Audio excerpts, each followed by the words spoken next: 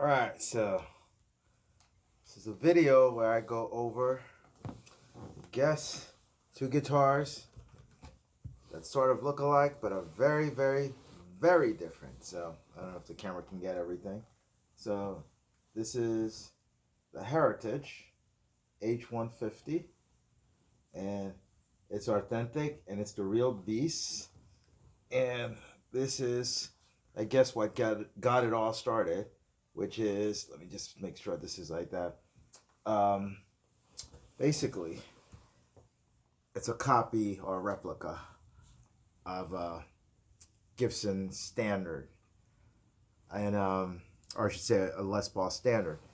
And so there are a lot of differences between these two guitars. So I mean, obviously the big difference is the Heritage is the real thing, and then the replica or the fake is the fake thing.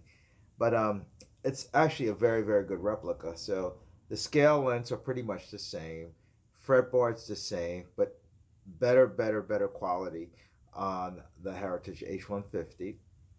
The pickups are pretty much the same, at least on the neck pickup. I swapped out the whatever pickup it came with the Seymour Duncan 59, and there's a Seymour Duncan 59 in both the bridge and the neck position in the H150. I think the biggest thing that you can't tell as far as like the differences of the two are the feel of the guitar and really the sound of it. I don't know if this recording captured the differences in there. The tonality of this is kind of funny. It's a good test to see if you put the same pickup in the excuse me, in the same shaped guitar, will it sound different, better, or worse, or what have you? And basically, you've got two Seymour Duncan 59s on both of these guitars, and that it may not come across in the video, but they sound very, very different. And personally, not because this costs a lot more money than this, obviously. This just sounds better. It's better quality wood, better frets, better rosewood, better mahogany, and overall, even slight increase in terms of the quality of this stuff yields a much better sound in terms of that. So this has a little bit more weight to it. Like I said, this is actually, I don't know, when people did these videos, I kind of risk it in terms of buying a fake just to see like what it would come out as. I kind of lucked out. This is actually really, really, really good. In fact, I thought about selling it, but pretty much, I think I'm going to keep it. It's that good, put it that way. It's definitely a good gigging guitar, and it's far better than a lot of Epiphone that I've played that are, $700-800. So definitely, depending upon your morality, it's not about morals. For me, when I tried this, it's like, I don't want a fake guitar. None of my guitars are fake.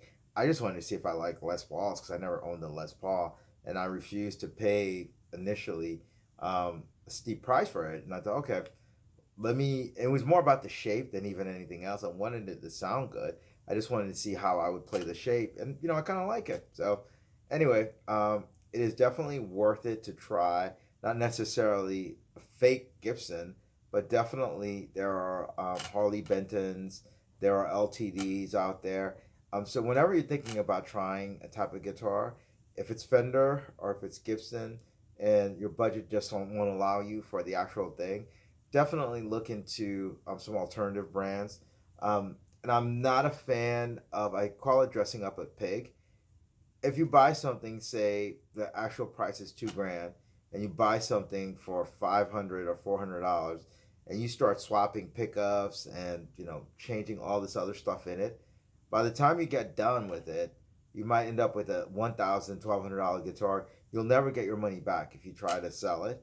So I would say just do the bare minimum, maybe change a pickup or two, but do not go overboard just in terms of dressing up the pig, because by the time you get done with it, you might be 50% there in terms of your budget of the real thing. You might be, more than 50%, 3/4 of the way there to your budget. So be careful about that. And then thank you for watching. Then take care. Bye now.